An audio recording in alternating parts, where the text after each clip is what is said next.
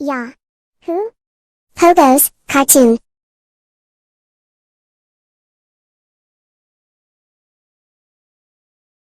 लुटेरी बीवी। नीता का परिवार उसकी शादी कराना चाहता है, पर नीता को अपने बॉयफ्रेंड से ही शादी करनी होती है, जिसके लिए परिवार तैयार नहीं होता। इन्हीं सब उलझनों के बीच नीता के पापा उसकी मर्जी के खिलाफ राघव और नीता की शादी करा देते हैं। शादी ਤਾਂ ਤੁਸੀਂ ਮੇਰੀ ਕਰਾ ਦਿੱਤਾ, ਹੁਣ ਮੈਂ ਵੀ ਦੇਖਦੀ ਆ ਇਹ परिवार खुश किवें रहंदा है।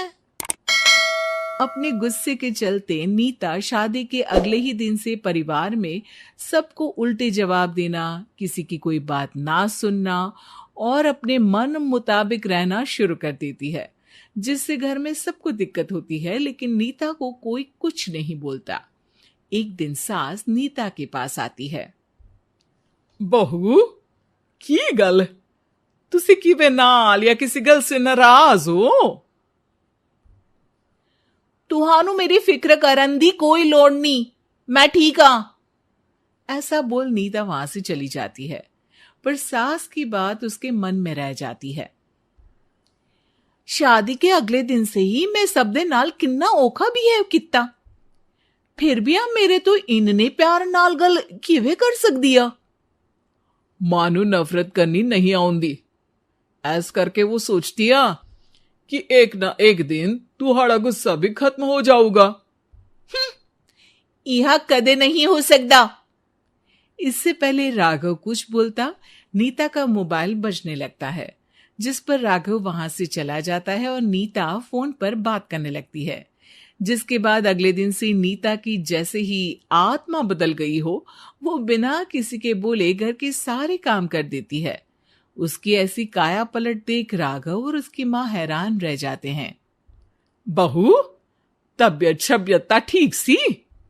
तबियत छड्डो मां, मैनू लगदा इसदा दिमाग हिल गया। ए तुसी दोनों की गल करी जांदे हो? मैं ठीक आ ते मेरा दिमाग भी। बस आज रियलाइज हो गया कि मैं अपने गुस्से विच कितना प्यारा परिवार ठुकरा रही सी।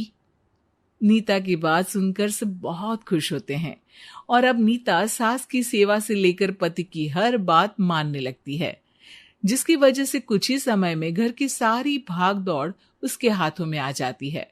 उसी के साथ सास और राघव भी हर काम के लिए नीता पर ही डिपेंड हो जाते हैं। नीता, मेरा लैपटॉप किथे आ? बहू, मेरी दवाइयां। अब नीता अच्छी पत्नी और सर्वगुण संपन्न बहू बन गई होती है और इसी तरह विश्वास जीतते हुए एक दिन तिजोरी की चाबियां भी उसके हाथ में आ जाती है। ऐ हुई ना गल, हुन आएगा जिंदगी विच स्वाद। तिजोरी की चाबियां हाथ में आती ही नीता एक रात सास और पति के सोते ही सारे गहने और कैश लेकर घर छोड़ अपने बॉयफ्रेंड के पास चली जाती है। रवि, मैं आ गई, अब सानू कोई अलग नहीं कर सकता। ते वेख, मैं सारी ज्वेलरी ते कैश भी साथ ले आई। नीता की ये बात सुनकर रवि खुश हो जाता है और वो दोनों साथ रहने लगते हैं, जिसमें नीता पूरा समय काम करती है तो रवि उसके लाए पैसों पर ऐश करता रहता है। मैं तेरे तो प्यार कर दिया ता करके ससुराल छड़ाई, और एक तू आ जो पैसों दे आगे कुछ भी नहीं देखदा। ओ महारानी, अपने काम तो काम रख, मेरे ते जुबान लड़ान दी जरूरत नहीं, वरना इस घर तो बाहर कर देना है।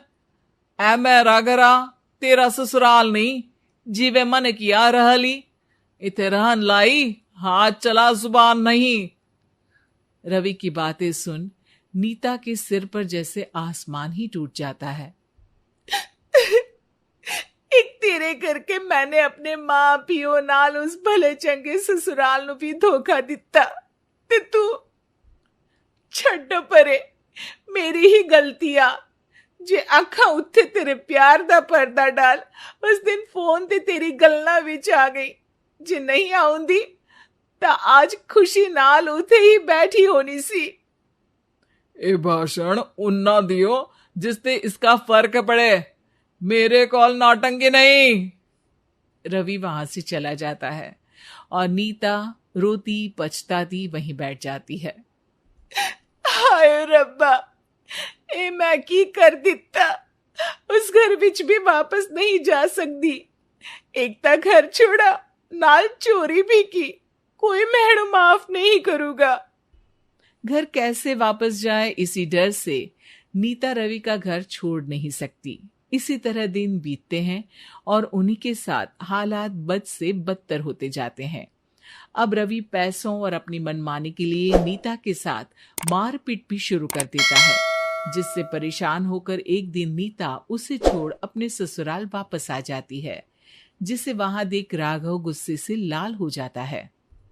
हूं इथे की लेना या हमारी जिंदगी के साथ घर ता तू पहले ही बर्बाद कर गई सी। जान दिया, मेरी गलती माफी लायक नहीं। मैं कमली सी उस ढोंगी नु सच्चा प्यार दे, इस सच्चे प्यार नु बोझ समझती बैठी। मैनू माफ कर दो। जे मेरी नू रानी समझ गई आ कि उस तो गलती हुई आ, फिर किस बात का रुसना मनाना। केड़ी नू रानी? रानी बोलन जोगा इसने केड़े झंडे गाड़ दिए? मां याद कर, तेरे घर विच चोरी कर बहू ते पत्नी सब रिश्ते तोड़ भाग गई सी। और फिर की मानता रहिया, गलती हो गई सी। एक गलती ता रब भी माफ कर दीता, ते तू और मैं ता सिर्फ इंसान ही आ। माफ कर दे, मैं बोल रही आ, ये दोबारा कदी कोई गलती नहीं करेगी।